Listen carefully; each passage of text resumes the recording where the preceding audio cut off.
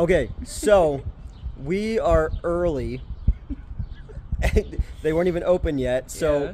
what kind of sick freaks go to see SALO, 120 Days of Sodom on a Wednesday night, And make sure we show up early. and get there early? I thought the movie started at 7 o'clock. So we walked in, and they're like, "We're not open yet. You guys are super early." So we look even fucking crazier.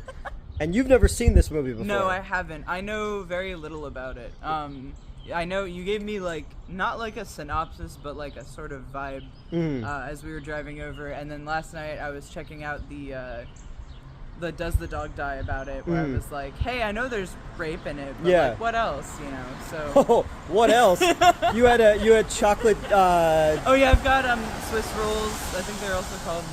ding dongs or something like that. Something like that. Well, there's plenty of ding dongs in this movie, and plenty of Swiss rolls too. Yeah, he was saying you're not gonna want to eat that after. I'm like, damn. So we are at the Emmaus Did I Theater. lock my car? I don't know. And we're early. Wait for them to open, and we'll see if anybody else shows up. But yeah, it's just so funny to think that they're showing this at a theater on a Wednesday night. So yeah, here we go. All right, so we are the only ones here so far. Not a big surprise. This isn't really a feel-good family film. Okay. All right, let's try it again. That was on Jeez. purpose this time. Okay, yes, it's on purpose this time. All right, so we have just come from the Emmaus Theater, which inexplicably, on a weekday night, was running SALO, Pasolini SALO. You have heard about it before, but you've never seen it before. Yes, it's been listed with a bunch of like shock movies. Yeah. Now the thing you probably went into it thinking was that it was more visceral. Definitely. I really was expecting it because I was hearing about it in the same breath as Cannibal Holocaust, Human Centipede, things like that, where I was like, oh, this is gonna be like graphic, which it isn't not graphic, but I feel like it's detached. Yeah. Which, so a little bit about Pasolini. Abel Ferreira, who did, I was going to name one of his good movies, but we'll say Drill or Killer, just for the sake of the conversation. Did a movie about Pasolini's, the final days of Pasolini's life. Willem Dafoe played him. So he was essentially murdered because of this movie. Oh yeah, you were saying. That's crazy. He was a teacher at one point who had a relationship with a 16-year-old, so he lost his, male student, so he lost his job. Went into writing poetry and then became a filmmaker. Now he was a staunch atheist, yet he made one of the few films that the Vatican holds on to, and So this movie basically came out of his hatred for Italy post World War II, when he felt that the soul of the country had died and it had become about industry, and it became about, it was no longer the heart of it there. He was from Bologna, I don't know how to say it. But kind of the commodity angle and the absolute power corrupting absolutely angle is what you can tell from this movie. SALO, in reality, was one of the last strongholds post-Nazi Germany in Italy of fascism. Okay. So he used that, and then if you notice, it was the 9 boys, 9 girls, the 9 title cards. So it's the Divine Comedy. It's Dante, the 9 levels of hell, and also the Marquis de Sade's writings. So this was kind of an amalgam of a lot of things. But Pasolini was they found his car was stolen by like a 17-year-old twink. And they said that Pasolini picked him up, tried to get handsy with him, so he killed him. But Pasolini was a strong dude who also knew karate, so they're like, wait a minute, that doesn't make sense.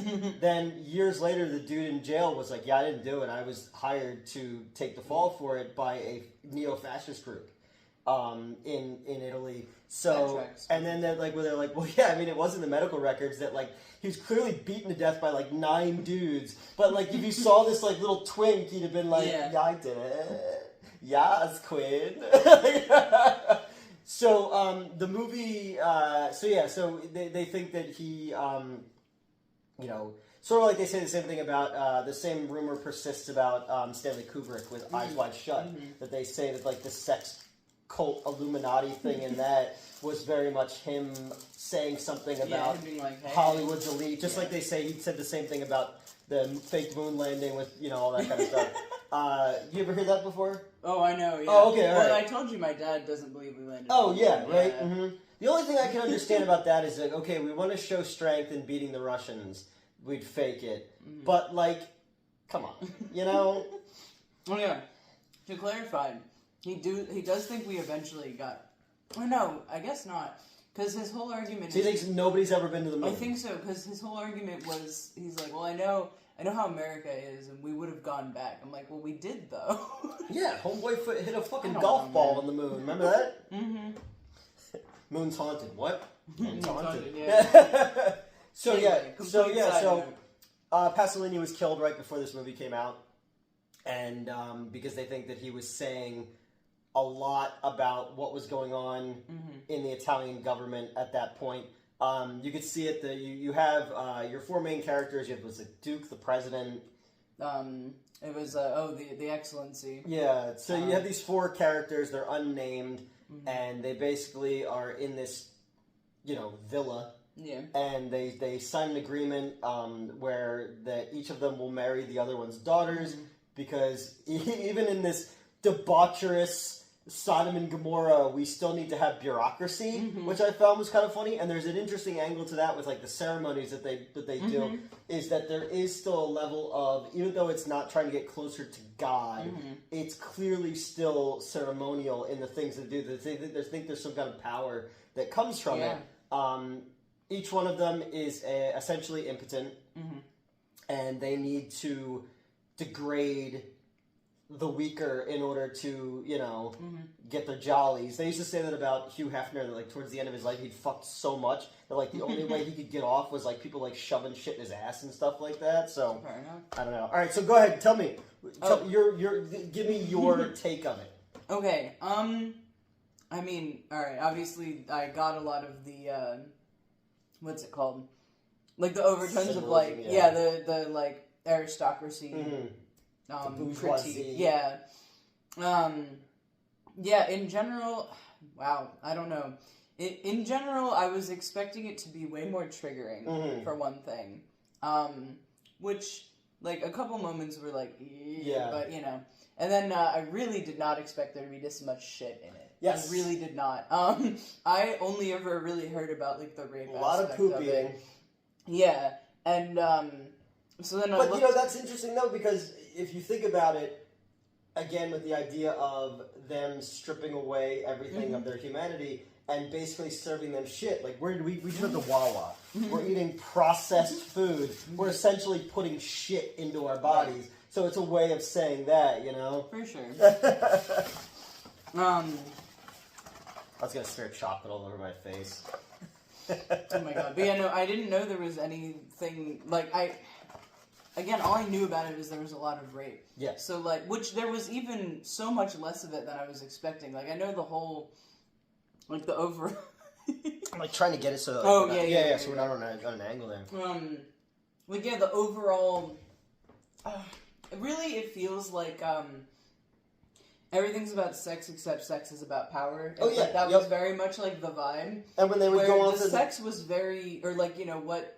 Yeah, the sex was very non-sexual. Yes, exactly. Which is so, like, weird to say.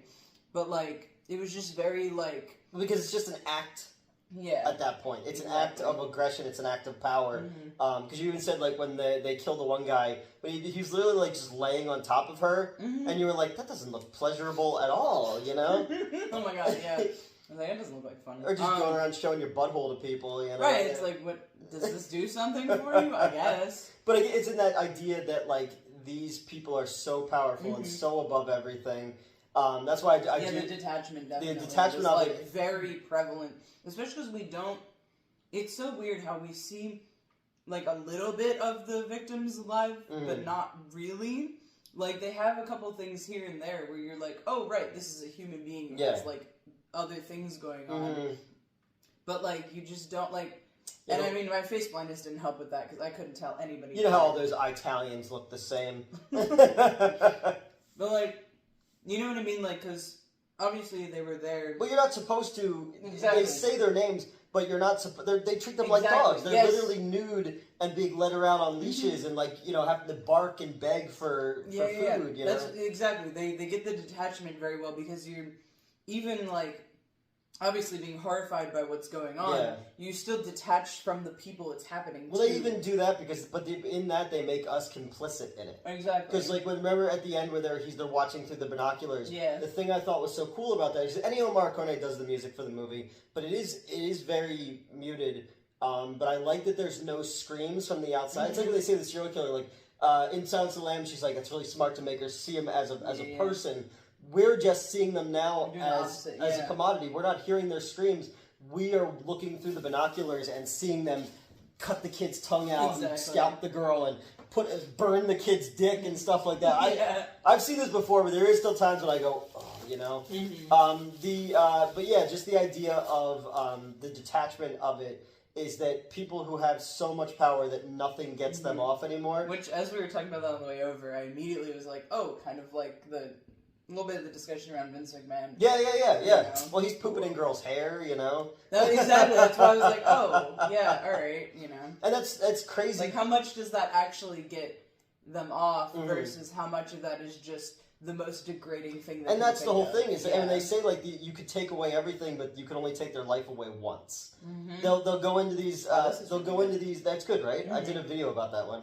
Yeah, they go into that a couple of times where they have, oh my god, I can't remember. One of them was the Excellency, who was like, they're basically doing the like, is murder or rape worse discussion. And I mean, a little bit more eloquently, but the one guy is like, oh well, obviously like murder is worse, and but the other guy was like, no, because you can only murder someone once. Yes, yep. And obviously like debauchery is worse. He said sodomy is worse.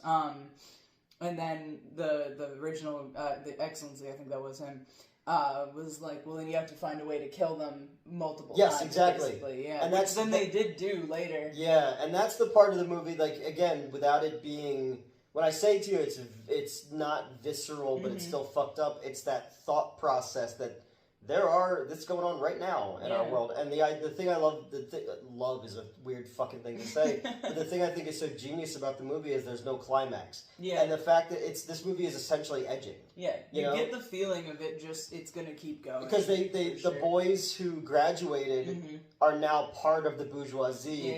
They're going to, when these guys are gone, they're gonna do this. And then and it's just gonna continue on forever, and that's why I thought was so interesting about it is that their death is right outside the door. Because it's several times during the movie you hear the planes overhead of the Allies are coming essentially during the end of World War II, but they're inside this world where they've created this little insulated, insanity. When Lana. Oh yeah. As the movie went on, I was like, oh, she doesn't look that much like her. But at one point she did. The one redheaded lady, she walks forward, and I was like, oh wow, she kind of looks like Lana. And then like I see her later in different lighting, and I'm like, not so much. She was I should get a name, so we call her Lana. She was the pianist in it. And there's just these odd scenes where like he wants them all to laugh. Oh yeah, where they're like acting. They're doing like she's like I can't pay the rent, you know. There are so many moments in this where I'm kind of left like I don't know what's going on, but it still fits, if that makes sense. It's not supposed to. It's people. It's people who have. They're just doing whatever works for them. Yes, there are no rules, but they're creating a sense that there are rules to other people. It's like you have to play by our rules, but we're making them up as we go. Yeah, which is the random addition of the shit tub. Yeah, and that all comes because the movie works on a series of vignettes essentially. There isn't as much an overall narrative as there is. They bring in these prostitutes, these old prostitutes, to basically tell like degrading stories from their past. A lot of them were about shit and being underage. That was so fun. And you and I both know what it's like to have the mood ruined by somebody telling I'm sorry, what now? No, that's not funny. It's like a windsock. Inside jokes are fun. So they bring in these prostitutes and they basically tell a story and it gives them a new idea. It gives the leaders a new idea. It's like, oh, we're gonna do this. Just realized those were different women. Oh my god. Yeah. Because there's so there's the platinum blonde one who was like dancing. Yeah. There was the one with the nice butt. I was wondering butt. why their names changed. Yeah. There was the one who talks about how nice her butt is, who got pooped on a lot. Oh yeah. And then no, she pooped on people. She pooped on people. Yeah. All right, good. And then there was the third one. Yeah. But I would have worn all of those dresses, by the way. Oh yeah, those were gorgeous. That's all. What I thought again. Another thing about where this movie is gross and it's depressing. Yeah, it's really depressing. It's very depressing. Which is so funny. I love that. Like, there's that very almost hymnal style religious music at the end. And they just change the channel. Yep. And so it's like it's part of the movie, and that's why I always say to people about this movie, I was like, this movie's a comedy. Yeah, and they're like, what the fuck are you talking about? Okay, so we thought we were gonna be the only ones there. Yeah, also, because we got there early by accident. I'll put the video in the beginning of this. Yeah. But by the time the movie started, we had 4 other people there. There was a couple who came in. Because I said this is a date movie. Yes, for sure. Which is so funny too, because I was joking about the people who were running concession stand, thinking we were on a date too, and then an actual couple came in. I was like, oh, that's funny. There was also a guy who the guy came in before anybody else, and he was on his own. He sat way ahead of us, and I was like, dude, I need to know why. I need to know the story. And then more people came. So in total, it was him. It was this other woman who was and I've seen that other woman before. I've seen her at other shows. She had the vibe. Yeah, she had the vibe of I'm supporting this place. Or and, a film. She likes the she likes when let me go see this in an artistic way. So that was it was, but we were the only ones laughing at things. Yeah, which also was so awkward because it was very echoey in there. Oh yeah. So anytime you laughed, even if it was a little bit, it was just echoing throughout the theater. And I'm like, damn, these people must think we're fucking crazy. Oh yeah, I'm what's his face in Cape Fear, just laughing, smoking the cigar in the in the movie. But I mean, it is. But yeah, no, it's funny. They do things that are supposed to read as funny in my opinion. There are multiple times that things cut to something and you're like, okay, that's silly. Yeah, that's ridiculous, and that works with the theme of the movie because the whole point is that they're and I think the fact that I was gonna say this too, the fact that they have all this opulence and rituals and whatnot. While the movie vibe and the aesthetic is so depressing, it all makes sense because they're desperately clinging to feeling something against this apathy. But again, it works with the idea that everything is so stark and almost as opulent and colorful as certain things are. Everything is so stark and flat. Even in her room when she's wearing that white thing, there's no other furniture. These are hollow things inside a hollow space. Because they're desperately trying to she's got this magnificent dress on. Also, at least it felt to me like an important point that she picked up that shawl thing just to walk down the stairs and immediately take it off. Yeah. I don't even think she had it on all the way down the stairs. She had it dragging by the end, then she hung it up. And it's just a shame because I don't know what their lives are like before that. If they're prostitutes during fascist occupied Italy, they were probably treated like fucking garbage. And so she's swallowed. now she gets to dress up and tell her story. And then the only person who can't deal with it is Lana. Yeah. Yeah, start calling her. she's because they bring everyone who has to wear the ribbon.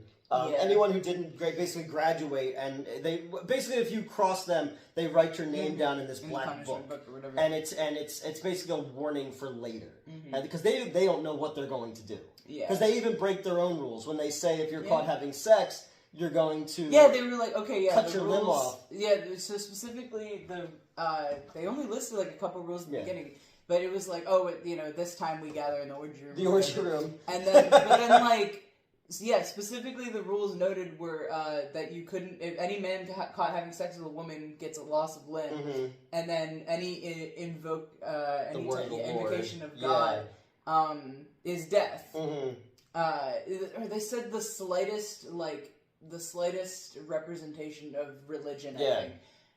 Which is funny because some of them are wearing crosses throughout the movie too. It's all doublespeak. Yeah, yeah. You know, and then because eventually they do catch one of the guards is sleeping with one of the servants, and they shoot him, and they shoot him in a moment of their own impotence. But what I think is so cool about that scene is that he, you know, raises his fist in defiance, and now in any other movie, that's the spark that lights a fire for people. And you're like, oh, we're gonna go behind this is going to inspire somebody, but no, it's he not. Just gets shot a whole bunch. The system is so oppressive that no one will ever know about that. You'll die with dignity, but you're still going to die. Yeah. You know, and the things. And then there wasn't even a witness to it because they also killed the woman. Exactly. So it's just one of those things where that's why the movie is so depressing. And why it's a dark comedy. It's like you realize just how oppressive the powers that be are. And in any other movie... Which makes sense with it coming out of post-Nazi occupation. Of course it's going to be... They're like, hey, that shit was crazy. Yeah, you know what I mean? Like, But I mean, and again, still now you have, you know, the ultimate powers... You know, just that they buy and trade the lives of the small and the weak, and you know, and but I do, because sometimes I just wake up and I don't know if maybe one of my rights is going to get taken away. Or then maybe they did take away my right, and then I wake up the next day and they're like, "Oh, actually, I was just saying that." Just give it back. So crazy that you can just say that. Like nothing matters. Exactly. Nothing matters. Everything is again. They're making it up as they go. So there are. So as this is a satire, as this is a dark film with shit eating, which you know, the first time I saw it was gross. Yeah. But again, I haven't seen this movie in probably 25 years, so it doesn't have the same impact that it had on me the first time. And then a lot of it is implied, like they sewed a mouse inside a girl's vagina and stuff like that. That was the other thing, is I was looking at the warnings and they mentioned that, but they don't show it. It's just they just say the words. They sewed a mouse in her vagina. Well, the lady laughs and then they cut to something. Well, the thing was, remember, like when the first prostitute is telling the story, he stops her and tells her to go into more detail about the size of the guy's dick and his ejaculate and stuff like that. So all of the really visceral things are coming through their explanation of it more so than what we see. Now, towards the end, we see an eyeball get pulled out and tongue get cut off and stuff like that. But for the most part, even those moments kind of get like, they get like cut, or like, I don't know how to explain this. So like, okay, we don't see the tongue fully getting cut off. The eye getting cut out, like, is still... We see it through the binocular view. Yeah. They don't zoom into it or anything. And they actually zoom out when the one chick gets hanged. Yeah, yep. Like, it's... Well, it's even the same thing when the first boy runs away and gets shot. Right, we see him get shot from all the way over there. And it's also... It's that idea of... As a filmmaker, you have to continue up in the ante. Now, going into the movie knowing what you know, you're expecting a bloodbath. Yeah. And when it withholds certain things to you or just gives you a little bit to it, your mind fills in the gap. So Michael Myers' mask is white. You can project your own fears onto it. I think that there's a lot more psychological horror in this movie than anything. Definitely. And again, it's the idea of the story behind the making of the movie I find to be far more interesting than anything. And again, he kind of throws his whole, like, I'm shining a light on the bourgeoisie and all that. Yeah. If he also had sex with a child. For sure. So it's like you're kind of throwing your baby out with the bathwater there, my friend. But yeah, it's definitely, it's not on the level of a cannibal holocaust. No, it's really not. But when you think about it has more of that. I get why it's grouped, even though if you just showed somebody like the visuals from it, like here are the worst visuals from this movie without context, you'd be like, why the fuck is that over there? Yeah. It's like, oh, because it's the whole feeling of the movie. The entire movie, you're just depressed. Like it just feels it's ominous. It just feels ominous. It's heavy. Again, like the guy raising his fist, there's no hope. There's no hope for any of these people. Like whoever does the lucky ones are the ones who get killed. Yeah, you know. And they have like some of the girls asking for that, and then they don't get it. Yeah, and you're just like, oh okay. Why? And God, then, like, why have you abandoned us? Any potential chance to show sympathy is actually punished. Yeah. I mean, we have the girl mourning her mother, and then she's made to eat shit because she has grief, and it's like.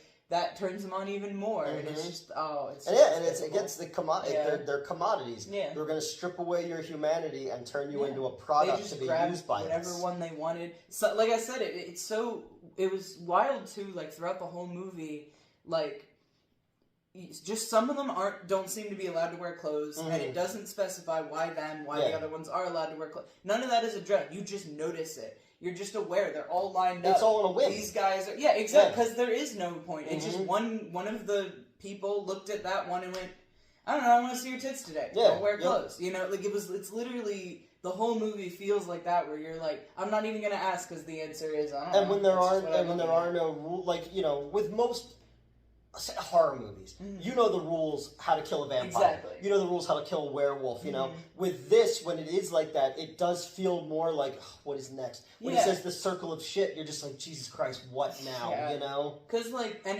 I even did get stuck with that, because as soon as they shot the guy, I was like, hang on, the punishment is supposed to be cutting off a limb. So I was like, what the hell, guys? Yeah. But it made sense, too, where I was like, yeah, alright, fucking, it's not like they're beheld to anything. Like, it's not like someone's gonna be like, oh, you said that you were gonna cut his arm off, but you actually shot him. Because remember, they amend their own rules a bunch of times without the thing, because they'll just have these asides where they have these philosophical conversations. Well, I'm just like, I don't know, that sounds kind of hot. Yeah. Let's do that. Yeah, but if we talk about Nietzsche in it, then it makes us sound like we're the elites, you know? And that's it's all just hollow and empty and ugly. Sorry, I should pull my Slim Jim wrapper out of my bag. Oh.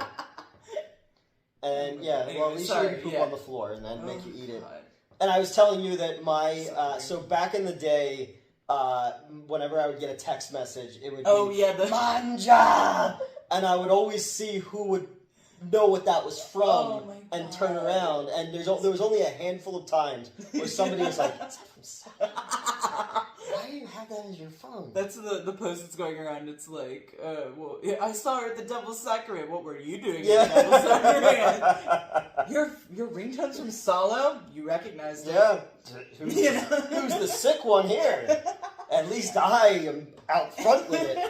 But yeah, that was. I used to have that, and then for the longest time, my ringtone was the Funky Fanfare, the Grindhouse thing. But yeah, that was. It used to be when I was dating one of them. She used to dread my phone going off because it's Manja, and it's like, you know what that scene is from. It's somebody being forced to eat shit with a spoon, you know. And then when they feed everybody, it's just oh my god, that's so upsetting. Yeah, but I mean, you know, they.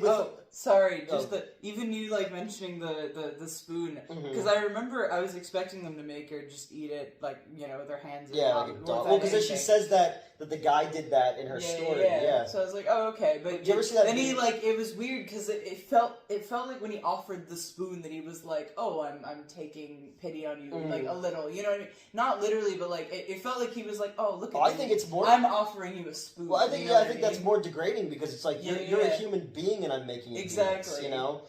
That's what I'm like, not pity, but like, do you ever see that superiority? You ever see that famous video where there's like the African priest or whatever, he's like, they eat the poo-poo. They eat the poo-poo like ice cream. Yeah.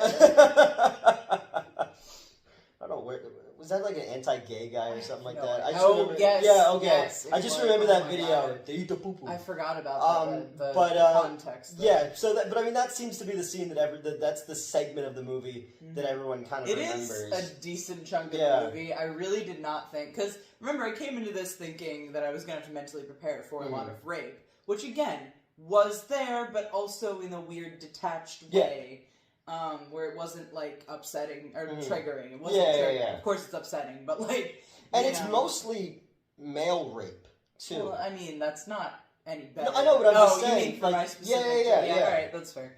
But yeah, no, it's actually, I would argue, it's like, even though it is like frequently like a homosexual rape, I guess, it feels, again, it contributes to the commodification of them, because aside from the president not like not being attracted to the girls, the rest of them is just contest. The rest of them, it's just whatever person happens to be near. Yeah, it Any takes port in a away storm. their gender, if anything. I Well, would yeah. argue, like, and it's weird because they do talk about the differences, and they mention like, oh yeah, like having a dick versus having a pussy and all that. Like they do go into that, but it still feels like they took the gender away. Even they're just like, this story's making me hot. You're within arm's reach. Yeah, Come yep. here, piss on You're just me. You know, like, piss in my face. Yeah. You know? And like, but you get the vibe that they wouldn't care who they grab. Yeah. You know what I mean? And that's even more frightening and disgusting. Right, because you know? you're not targeted. It's just you are a body that is nearby. Exactly, and your body is just it's for me there to for use. Yeah, exactly. And that's kind of the overarching theme of this whole movie is just, you know, like, I don't know, in that way it still gives me like a feeling. No, it's definitely gross. Oh right, that's what I was saying. I came into this expecting to be like bracing for a lot of graphic rape and like the effects of that. But even when they have the like prostitutes reflecting on when they were raped, especially as children, it's told in like a fun way. It's told. It's like gaslighting, but fun. Yeah, right. Like, they're telling it the way that like I tell my regular sex stories. You know what I mean? Like they're always like, oh, and then there was this man, and he did this, and I'm like, why? And they're like laughing about it, and like dancing. But in the form, as people who have to do what they have to do to survive, like the people who are going to graduate and become part of the bourgeoisie, the prostitutes know why they're there. Oh, for they sure. know what these sick fucks want. Yeah. So we're gonna give them the show. Exactly. You know, and that's like even that kind of stuff. It's just it's the degradation. It's the absence of humanity is is just like, again, it just feels you when you leave this movie, you're just like, oh my god. Yeah. It's really. It's like, you know, because Irreversible. You ever hear of Irreversible before? No, I don't think so. Monica Bellucci. It's a French film. It has this like 12-minute anal rape scene. Oh god, that's what I was expecting, like that level. But like even when they showed rape happening, it was like background noise. Like because when the waitress, or like, you know, the chick they had serving them, and he like, you know, he trips her and then like starts raping her. Well, they're just in the back as everyone else is singing. They're just in the background. Singing. Yeah, they're singing, and then like the guy starts running around showing his ass. But like, he wants to get raped. But but like, it's just happening in the background. Like, it's not visceral, like we were saying. You know? Well, that's you get to the point too where like the first time he's like undressed. And you see ding dongs on screen. You're like, oh, there's a penis on screen. But by the end of the movie, it almost doesn't even matter anymore. It, like, because again, we've become numb to what this world is like, and that's the most frightening part of anything like that is when you become numb to like those horrors. And that's the thing about this movie that I feel is the most powerful element of it. Not to mention that it's a well-made film. Yeah, it's well shot. I love little things like when the three magistrates dress in drag. Because they're basically thumbing their nose at the general idea of marriage and gender roles and stuff like that. I love how they fan up the stairs in unison. There's just a lot of very cool symmetry in this movie as well. But again, it's a mean-spirited movie, an ugly movie. It kind of it left me with not the same emotion as Maniac, but remember how after Maniac I was like, I feel like I found this and it was covered in a layer of grime. Kind of the same vibe there, where you're like, oh. Yeah, and I've totally forgotten, because I knew Criterion put this out. I think I might still have the Criterion somewhere. No, I gave it to my old boss, Randy, who was a sexual deviant, and he's like, I really want to see that movie. That's how he talked, too. He looked like the fucking Rat King from Ninja Turtles. But I gave him my DVD, my Blu-ray of it. No, I think it was DVD still. Okay. I gave him that and Carnival of Souls, and I never got the other one of them back. Oh, okay. But so yeah, it's a similar vibe where I'm like, oh, I found this in a layer of grime, and then I decided to watch it for some reason. Yeah. Like, that's kind of that's the feeling. And I wish I hadn't.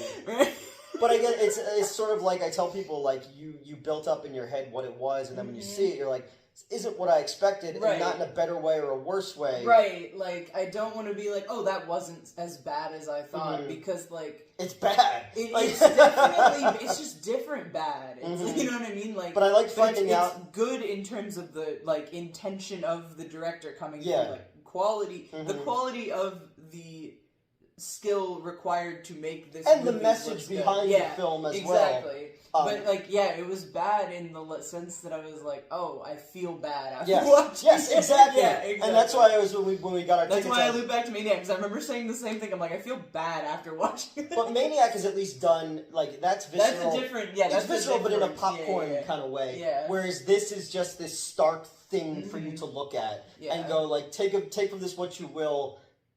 And if you take anything other than you're a bad person for this, then, you know. Yeah, exactly. Because you're like, I have Nightmare. Right. And that's another one that we did that was very, like, dirty and ugly kind of movie. Yeah. But not as well made as a Pasolini film, obviously. Yeah, it's like, it's strategically grimy. Yes, exactly. Yeah. And that's more fucked up. Yeah. Because somebody who can make something that's so beautiful that the Vatican champions it, Also to then did this? to turn around and go, no, I'm going to make you something that's so ugly and shows you the worst of humans and what we are and our base. Like when the wedding is going on and like the guy just jumps up and just starts grabbing tits and balls. I literally never was like, hey, is this part of the ceremony? And then they're like, we will continue after that interruption. Yeah. I'm like, it's not. Okay. And he just starts kissing like guys and grabbing girls, anybody he can. I was thinking of that scene when I was talking about how like you're just a body. He literally just went around and and then randomly decided he's like, oh, I don't want these ones. Yeah. I'm like, okay. Yeah. What did they do? But it's like, it would be like, you know, if you wake up in the middle of the night and you want a snack and then you like gorge yourself. Yeah, that's the vibe. Yeah. He just opened the fridge and was like, fuck it, there's some cheese, there's some meat, there's whatever. I ate 99 slices of individually wrapped cheese. I think I'm blind. Right? But yeah, oh no, God, it's... I had a thought connected to that. Damn it, no, I lost it. It's okay. I'll remember when I watch this back. Okay. But yeah, no, it's definitely one of those movies that I feel like as somebody... I got it. Go ahead. Sorry. Go ahead. Okay, I'm actually glad that I waited to watch this until now, because when I first heard about it, when I was, like, deep in my... I don't want to say edgelord phase, because I still like all that stuff, but it's, like, I'm not as, like, loud about it anymore. Yeah. I don't know how to explain it. Like, before, like, that was, like, what people Oh, knew I know. about me. Yeah, exactly. I know. That was... I'm one part more... We were almost part of a documentary until the producer was found out to be a predator. But that's... But yeah, like that, you know, that's what people know about me often is like, oh yeah, Mets, they're pretty fucked up. Yeah. But now it's like people are finding it out about me where they like, oh, you're this, this, and this. Oh my god, you know? Yeah. I'm like, oh, okay. But anyway, I'm glad I watched it now instead of at the time, because at the time I probably would have watched it hoping for all the fucked up shit that I would, like the visceral. Yeah. But instead I was like, all right, let me just go into this and see what's up. And then now I'm like, oh, I can actually appreciate the art of it, because if I'd watched it at the time, I would have probably just been disappointed, annoyed about all the shit stuff, and then just like turned it off. Well, people used to tell me that all the time, like, because I'm not obviously not into gore the way that I like movie gore, but like I would see something and somebody would say like, oh my god, it's so fucked up, and you watch it and go, which part? Right. You know, like I don't know, you know, or like, oh, this is the goriest movie ever, and I'd be like, really? No. I remember asking my friends, like, when Dad bought the Xbox for my brother, and then I ended up using it more, because he had just built himself a PC to play Minecraft on. No, I respect it. He used speed runs and whatnot. It's actually pretty cool. But, yeah, I asked all my friends, I was like, yo, what's the goriest video game you know? And I got recommended Gears of War 3, which, to be fair, relatively gory. You get a fucking chainsaw attachment. Wasn't there one where you were like making a snuff film, like Manhunt or something like that? Maybe. I thought there was one. Played that. I thought there was a game. I distinctly remember. I trust you. I just don't know what you're talking about. I thought it was called Manhunt or something like that, where you're like going around making a snuff film. That sounds like fun. Yeah, right. In a video game. That sounds like a fun video game Minecraft. to play. I'm Joseph's piece. Yeah, but yeah, it's just one of those things where like I saw a lot of this stuff at way too young an age. Now I didn't see this until college, and I saw this. And the thing about this that I remember differently was I remember the subtitle standing out more on the version that I saw. Like visually, they were like they felt like they were separated more, because at times it got hard to read. Oh, the yeah, subtitles. that's fair. They were very much They're like white part on of it. white, you know? Yeah, anytime they had the title card, I was like... Yeah, and I'm old. I was like, I had to put on my bifocals. Right. But yeah, I remember I remember when I saw it, because I saw it on film, I remember a bolder style of subtitle on it. So when I was watching this, again, it had been so long. I can't fucking read. And then, yeah, what the fuck did he say? And then I forgot that MGM distributed this. Oh yeah, it opened up And with the MGM logo, lion, and I was just like, oh yeah, MGM did distribute this. But yeah, no, it's more so than anything, I wanted to do the sociology experiment of who the fuck is going to see SALO on a Wednesday night? We were dying to know, and then we tried to ask, because this is day 2 or 3. Day 3, I think. Yeah. They only ran it on 3 weekdays in a row. They said it was the 23rd to the 25th, I think. But it also said it was at 9 p.m., which it wasn't.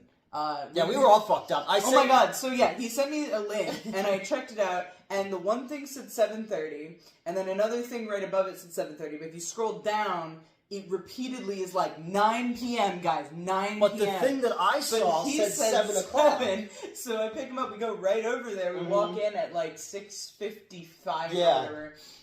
And the girl's behind the thing doing her homework. Yeah, she was startled to see us because they weren't technically open until 7. To be fair, you know. But I felt so bad. She started apologizing for doing her homework, and also, but noticed she had like some sort of like broken finger or something. Yeah. She's like, I have finals tomorrow. I'm like, I do not care. Yeah. You could be actively doing your homework while giving me the food. I don't care. It's fine. But yeah, you used to... I was saying on the drive back, I was like, yeah, the only thing you ever had a problem with me doing there was falling asleep. Which, hey, fair. I need to be conscious. You need to be aware and conscious to do your job. Everything else, I was like, pretty bothering me. Yeah.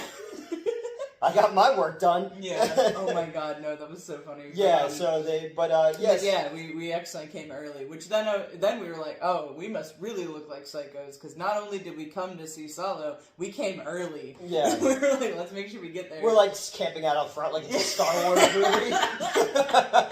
Right?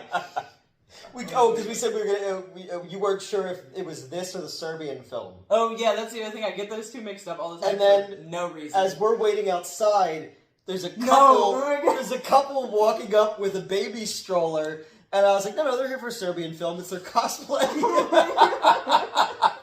Anyone who's seen a Serbian film understands that reference. Which I haven't seen it, but that's the thing why I got them mixed up. I'm sure once I actually finally watch it, I'm like, wow, that was completely different. Yeah. But like in my Serbian brain, I was film like, they both start with S. Yes, Serbian film is far more visceral. For sure. Yeah. But yeah, because I had to type last night. I was telling Neil and Gerald about how I was going to see this today. And I typed the sentence, is this the one with the baby rape or a lot of adult rape? Which, they're also not adults, but I didn't know that. But the actors are adults. Oh my god. But yeah, I was like, man, I'm never going to get to type that sentence again. Yeah. You know, like the government spying on your like things? They just see that and go...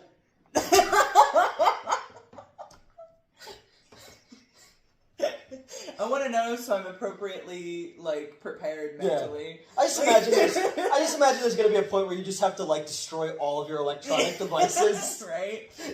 Oh my god, I still remember I was in like a group chat and we were talking about something that I'm trying to be vague. Something horrible. Yeah, something horrible, we'll say that. And they banned me from the chat. And then like, because a couple of them were still messaging me and letting me know what was going on. But they basically like they banned me from the chat, made a new chat, and then were like talking about like taking out the battery of their phone and throwing it in a river or something. I'm like, hey, it's not that deep. First of all, but if it led to it, like, was the conversation dark before you even like before that part? Yeah, that whole group was. It was just that I. So it's like them going like. We're not mad at you, we're just disappointed. But yeah, I remember them like freaking out and being like, oh my god, it's not enough that I banned them and like blocked me, you know. I also have to like, they were talking about like throwing their phone in a river, and I'm like, hey, that's not necessary. No one's gonna think you were part of this. If the chat logs ever got out between myself and the producer of Amityville Full Chain Massacre, or myself and the guys, from like the Game Chasers and Eric and RGT and stuff like that, it's over. We're done. my You know, God. Yeah, I think about. I'm gonna that pull all the Alana time. from the movie and jump out the window. Oh, that was such a funny moment to me. Not that she died, but Mhm. because like she gets up on the window, and like she opens the window. I'm like, oh, Yeah. she's gonna kill herself. And then Mhm. she just sits on the window. Mhm. I'm like, oh, okay, I guess not. But then she gasps and throws stuff out Yeah. the window. I'm like, oh, so you are. I don't know why that, like, because there was that weird step. I in guess between. I it's was like, like, oh, the way I read okay. that is kind of the idea of everything she's seen. Yeah, no, kind of overpowering. I'm sure that's what it was, but because I was like expecting it and then not expecting it, Yeah. and then I was like, oh, okay. I thought she was getting some air. Yeah. Right. But yeah, it's definitely it's just 75. I think this came out, and you know, and it makes most people's like most fucked up movie ever list. I feel like it's not. Yeah, Really. it's like I definitely not visually. Yeah, not visually. Yeah. I think Emotionally. Well, that's the other thing though is I think how do I say this? It's emotionally fucked up in an almost mundane way because this is what people are actually like. Yep. And it's and when you see it, but that's the oppressive part. Exactly. You know? It's where I'm like, okay, I wouldn't consider this to be in the most fucked up movies. I think it's just one of the most honest movies. Yeah, because again, and it's the same thing with like something like an Irreversible. The way that story is told, the rape scene is so horrible, and then when you see what happens from that, and you realize the mistake that was made. Oh, because it's a brilliant fucking movie. Okay, yeah. But when you it feels worse because the movie's told out of order. So you see, you know, like you see, like you look at like Facebook flashback, and you'll see. I got one today. Well, yeah. Well, no, I'm talking about like you see a thing where it'll be like I see it constantly. It'll be me and like somebody else that I'm not friends with anymore, and you go, "Fuck, they didn't know in that moment." Yeah. And when you see reverse foreshadowing, exactly, and when you see Monica Bellucci's character in Irreversible. And how happy she is that you think that she has her entire life ahead of her, but you realize this is the end. Okay, you know, that's fucked up. You have something like Martyrs, which is like is a French film as well. It's just super fucked up, and how it's creating the almost like, kind of like Barbarian in a degree. It's like it's creating a monster basically. But then you have something like Cannibal Ferox is more comic book. Yeah, it's the comic book version of Cannibal. Yeah. And Cannibal Holocaust is fucked up, and it's asking interesting questions, but it's doing it in a pulp way. Yeah, you know, and pulpy. And you have this something. Is just not. No, not at all. This is just like comes up and smacks you in the face with it. It's just not in like a not subtle way. In like a hey, you're gonna look at this. There's no other option. Yep, exactly. You examine this. And when you have, have you ever seen Old Boy, the original one? No, okay. I know about that one, the hallway scene. Yeah, which is awesome. Yeah. I mean, because that movie has fucked up shit in it, but it's done in a way that again, it's there's action in it, and there's or even we watched Necromantic. Yeah, Necromantic's fucked up. It's a pretty fucked up movie, but it's not as visceral either. Yeah, and it has these bizarre scenes of him running. Oh my god, yeah, the weird like dreamlike scene. You know, and so weird. And then so it's like one of those things where it's like every one of those movies is fucked up. But in their own way, whereas this one is just far more. This is fucked up because it's like real. I was gonna say real, and then I knew people would be like, wait, but yeah, it's fucked up because it's real. Because that's like let's remake this with Puff Daddy. What? Is he P Diddy? Oh yeah. Oh, that's. He was Puff Daddy when I was a kid. He was a rapper. Wait, it's the same guy. Same guy, yeah. Oh. I thought I told you he won't stop. Just shit. This is baby oil. This is more awkward than when I realized that Sting the wrestler and Sting the singer are two different people. I thought it was the same guy, and he just did different things. And when people talked about it, they specified after he left the band. The Police. He dabbled in wrestling for a while. Like, pretty much, I was like, when people would say Sting the wrestler, I'd be like, when Sting was the wrestler. Like, that's literally what my brain was thinking. And then I started watching, I was like, it makes sense, because Cyndi Lauper, you know who Cyndi Lauper is? Yeah. She got super into the WWF in the 80s. Right. And she was Captain Lou Albano's valet. That's what I mean. I thought it was like that. Now I just want to see Sting, like Desert Rose era Sting, wrestling like Right. whoever was popular in the 90s. It also does not help that I do not like that band. The Police. I also just don't like the. No, I don't. Yeah, I don't like the band. I've not enjoyed any of the songs of theirs that I've heard. Which, hey, no shit And if to you like draw them. that together, Yeah. Every Step You Take, the Police song, Yeah. P. Diddy Oh, used God. as a sample. We brought it all back around. God. And But yeah, he was at the MTV like Music Awards back when they Okay. used to, I don't know if they still do that, but like they brought him out to do the Sting part, Oh, okay. not the wrestler. Not the. Yeah. In the thing with all Not when he these with was all these there. rappers, and he looked like the most scared white guy ever. Like he's on stage, like he's a rock star. Yeah. He moved. Every step you take. He probably like moved his wallet to his front pocket, Oh, like. God. So yeah, but I mean, yeah. So the modern, Sorry, that random aside. but it's it's a modern day Sodom and Gomorrah. It's it's the sheer idea that there was these freak off parties going on with the most elite people in entertainment, and whatever, is no different than what was going on in fascism. It's like once you have so much power that there's literally nothing. You need to do these horrible things in order to just feel anything. That's also interesting to compare because everyone focuses on the wrong part of the P. Diddy stuff. Like, they make jokes about all the lube and whatnot, and it's like, hey, he, like, there were children. Yeah. Like, why do we care so much about this other Because dumb I think, shit? well, it's the same thing with, like, I kept bringing up the poop and the hair thing with Vince McMahon. Right. Because it's like, You need something you need to focus on something that isn't doesn't absolutely that doesn't yeah. make you go like, oh my god, there is literally no hope. Yeah, And again, exactly. the Nietzsche thing, it's like, help ain't coming, man. We're on our own to burn down here, So yeah, it's super fucked up, and life is horrible. Yeah. And that's definitely the message. and it just ends with us slow dancing while the world burns outside. Pretty much, yeah. What's your girlfriend's name back home? Oh yeah, Margarita. Margarita. But yeah, so that's it. That's SALO, 120 Days of Sodom. I hope this video was as depressing as people eating shit and then kissing each other on the mouth. That's. I don't think I can't do that. Like I can't. I don't like being around bodily fluids. I'm cool with a lot of bodily fluids, but not that. No, not that yeah, like fecal-philiacs. Yeah. There used to be a dude who worked for me, and his brother watches the channel sometimes, but he got popped for. He told a girl purposely not to flush the toilet, and he paid her, and then like he paid her? kept it. But like once we heard about it, all I could imagine was like him feeding it fish food, like. Who's that big man right there?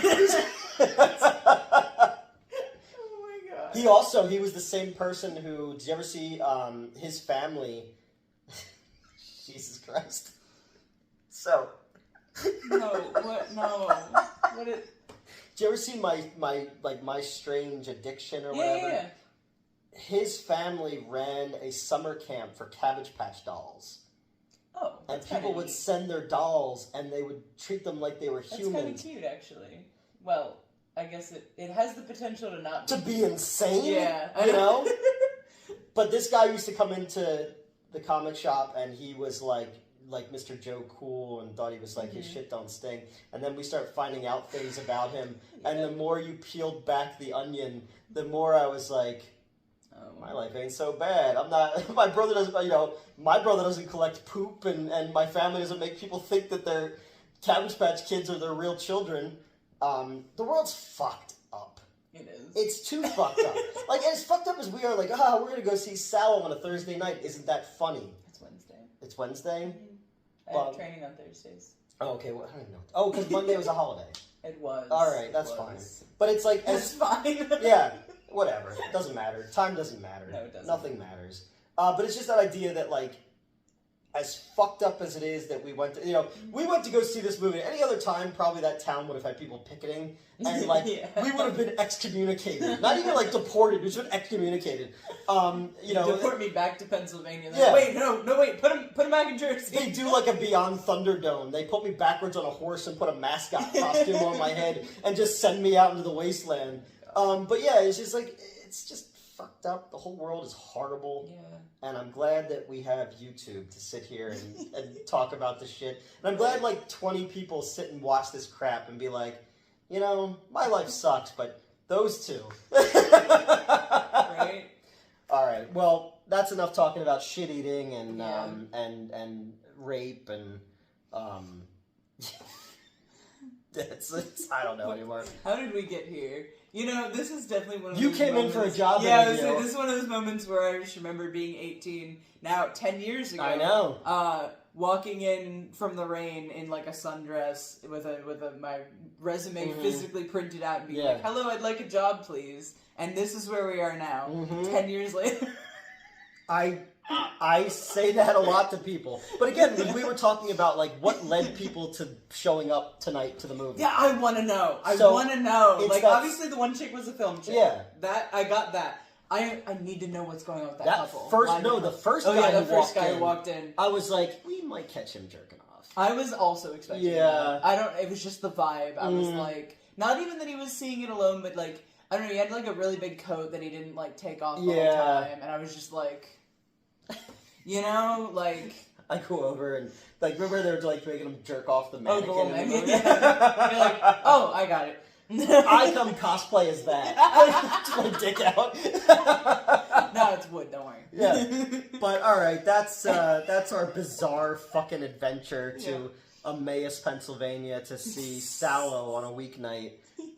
When most people my age have children and a real job and, you know, and we're eating Wawa and talking about SALO. Yeah, So I'm gonna go home and play Pokemon, I guess. again, it's a butterfly flaps its wings in the Serengeti and it reverberates to this moment. And everything's a nightmare. Yep. Alright, I just end the video with jumping out my window. And then like really, you know, nice jazz music plays. I'm just dancing alone in the middle. Yeah, exactly. With Elvira. Oh yeah, with Elvira. Dude, she would hate that. Wouldn't you? But yeah. Alright, that's Fun it. stuff. SALO. You pressed it. Oh, okay, I guess I hit it already. Alright, so we are fresh from the Emmaus Theater, where on a good. I think that's better. Now we're all cockeyed. Want to start over? Sure. Let's start.